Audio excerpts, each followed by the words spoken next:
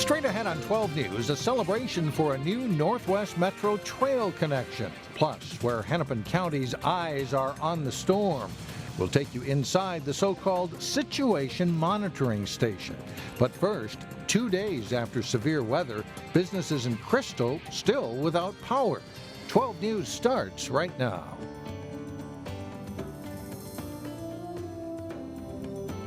Hello, everyone, and thanks for joining us. The storm that hit the Twin Cities Metro Tuesday night knocked down trees and power lines, resulting in thousands of power outages. 2 days later, Xcel Energy says there are still about 20,000 customers without power.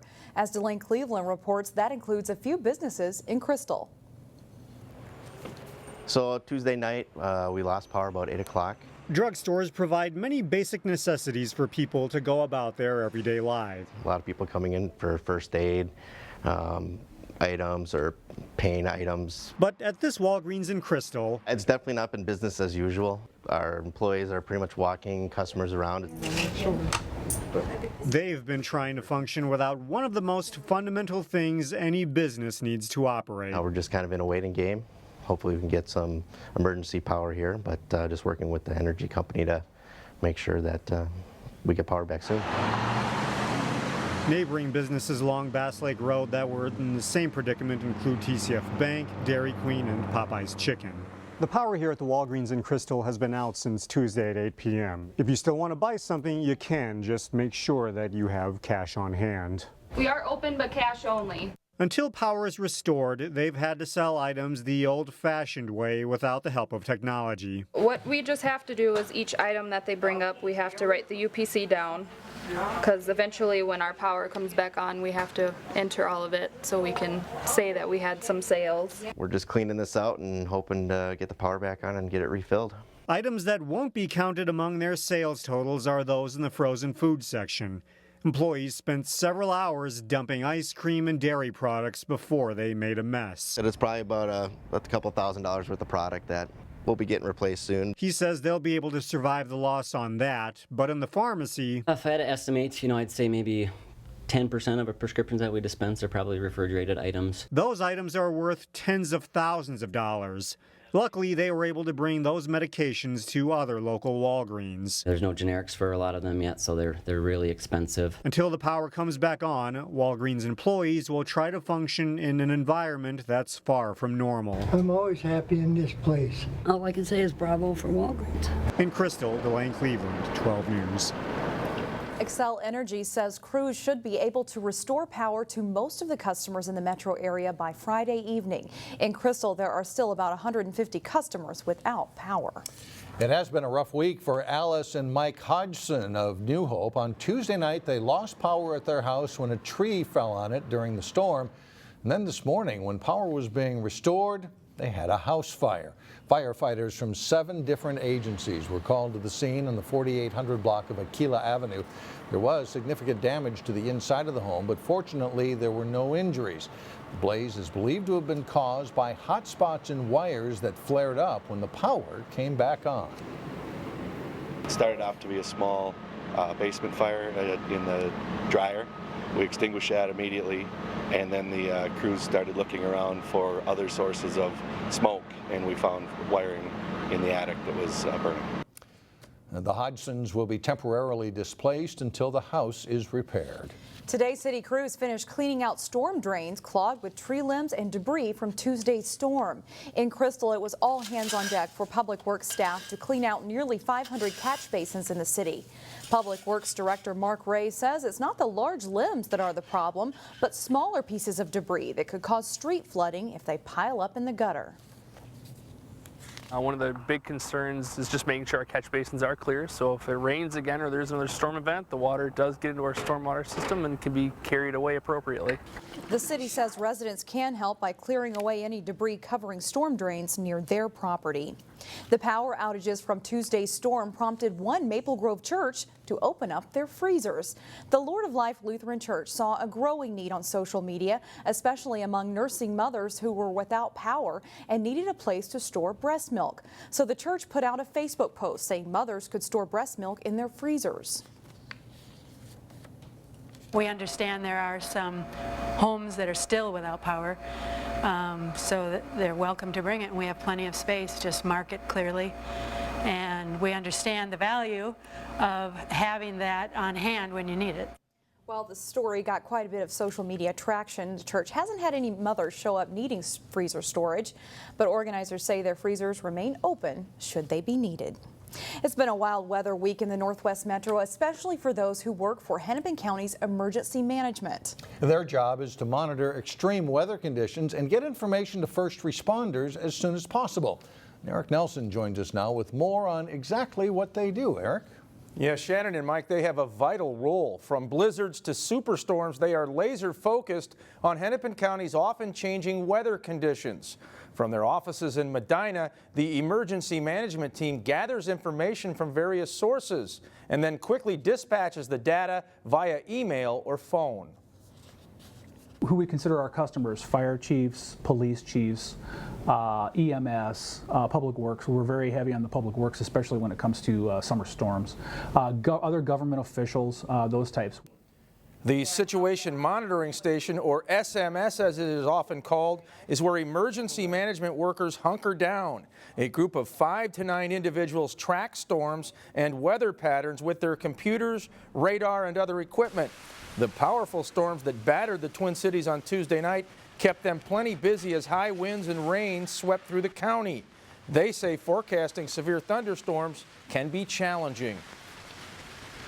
The blizzards we can see for a few days coming. It's the thunderstorms that the supercells are popping over. In our case, Wright County, Meeker County, McLeod County. Those are the ones that kind of catch us off guard. Not off guard, but short notice. I mean, we kind of know these are coming, but it really amps things up pretty quickly in this room.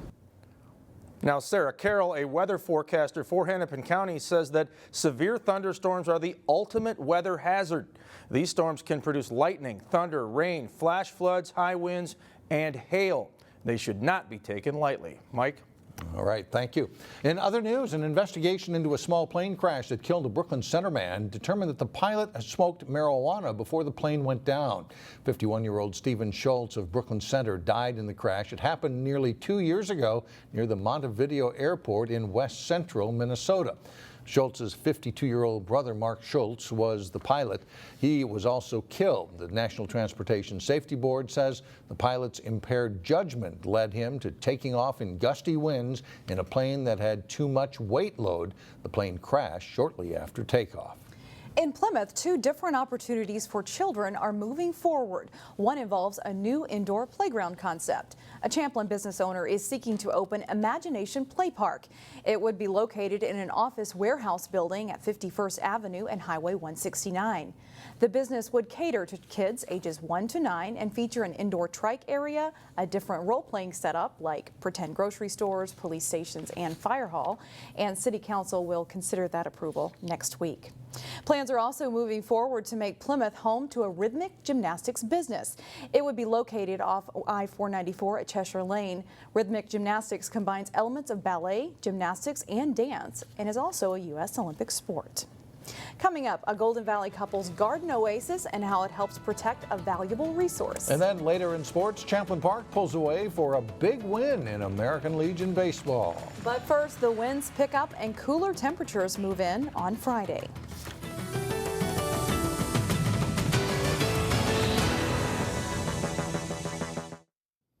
A 2-mile section of the Crystal Lake Regional Trail is an important connector between the suburbs and the Minneapolis trail system. And officials tonight are cutting the ribbon on a segment that goes through the heart of Robbinsdale.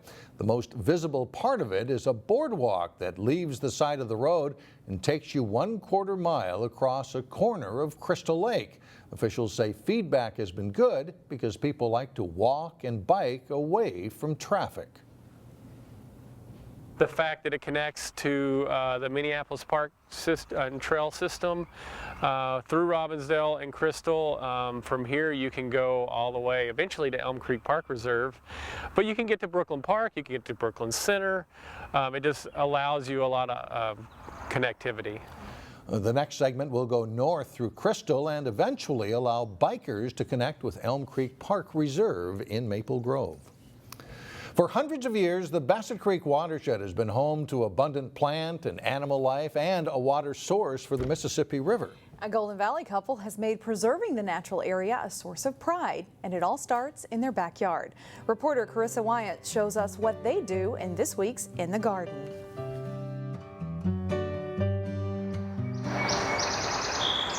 It does take me away, and it's beautiful to see. Pat and Dale Jordan can't help but treasure the large patch of land they own along Bassett Creek. Maintaining a garden here, however, has its unique challenges.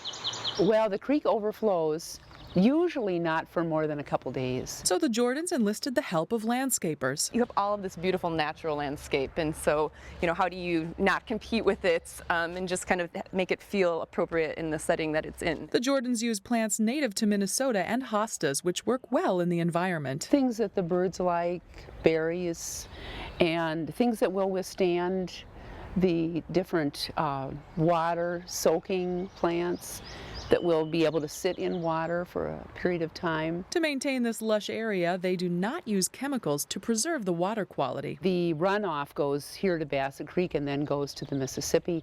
And so we're conscious and try to be good stewards of the land. This urban oasis also features a dining area, a spot for a campfire along the creek, banana and pear trees, and a vegetable garden. We grow what we can. We also have cold frames that we start our lettuces and spinaches and things in March usually. So by the first part of May, we're eating fresh greens from the garden. And there's a rain garden feature too. It's lovely to keep up. But the Jordans aren't the only ones in the neighborhood who enjoy their garden. We have woodchucks, we've had mink, we've had river otter. In Golden Valley, Carissa Wyatt, 12 News.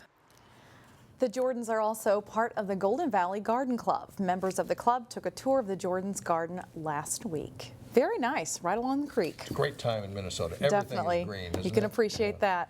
Coming up, bell ringing creates quite the pickle in Robbinsdale. But first, Terry Tuma has some tips for reeling in walleye. Jay Wilcox has that and more next in sports. Champlin Park's high school baseball team tied for the Northwest Suburban Conference title and went on to finish second in the state Class 4A tournament. Many of those same players are on their American Legion team.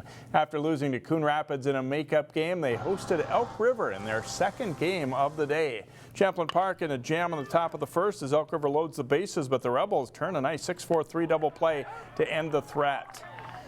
The bottom of the first, Jeff Wayloggy rips the single to score Aaron Klepner, and Champlin gets on the board. Elk River gets two in the top of the second, but Alex Backrages answers in the home half of the inning with a double to the gap that scores Joey Simon. Backrages scores on a pass ball for a 3-2 Rebels lead.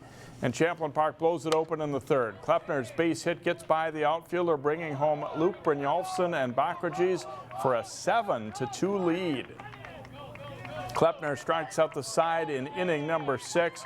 Champlin Park wins it 8-3. They're one of several local teams in the huge Gopher Classic starting Friday.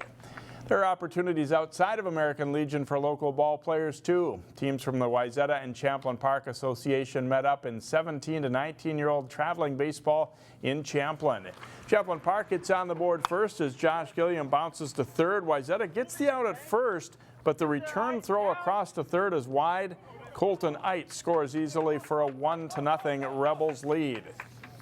Wayzata responds in the top of the second as Thor Johnson puts the ball in play to get an RBI. Jake Kroll scores on the ground out to put Wayzata up 2-1 after 2.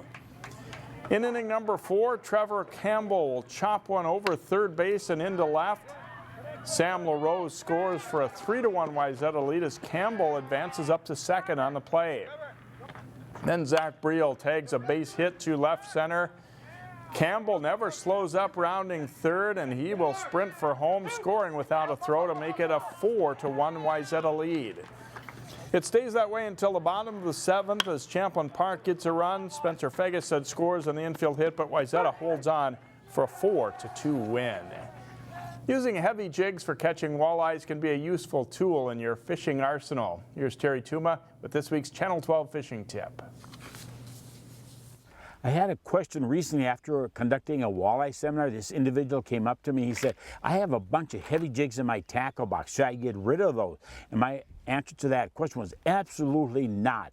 We want to use heavy jigs. First of all, if you're fishing current areas, like a river, of course, deep water, and aggressive fish, we have to have that jig in contact with the bottom. Generally speaking, that's where the walleye is going to be, very close to the bottom, not always on the bottom or 3 or 4 inches, but closer in that water column to the bottom. And then two, you want to use heavy jigs to pick off your aggressive fish. And the reason being, you want that jig and that live bait to drop down quickly, grab that aggressive fish, and then bring it back up. Keep repeating that process till they slow down, then downsize to smaller jigs. Then two, you want to use your short shank jigs for minnows only, and then the long shank jigs for dressings, plastics, and live bait. Plastics alone for aggressive fish throughout that summer pattern, once we see those water temperatures up into the 70s, high 70s, become extremely productive. Now you're avoiding purchasing and monkeying around with live bait, keeping it alive and so forth. So there's a lot of factors. Yes, for short biters, you can go to a stinger hook, but a stinger hook has a tendency to pick up a lot of debris. I real feel it deters the bite, so automatic, then go to a long shank jig with a minnow. Give it a try. Jigs do play a major role in catching not only walleyes, but all species of fish. Thanks, Terry, and join us each Thursday for Terry Tuma's Tips. All right, thanks, Jay. You bet. Still ahead, cause for celebration in Robbinsdale. Whiz Bang Days gets underway. We'll take you there next.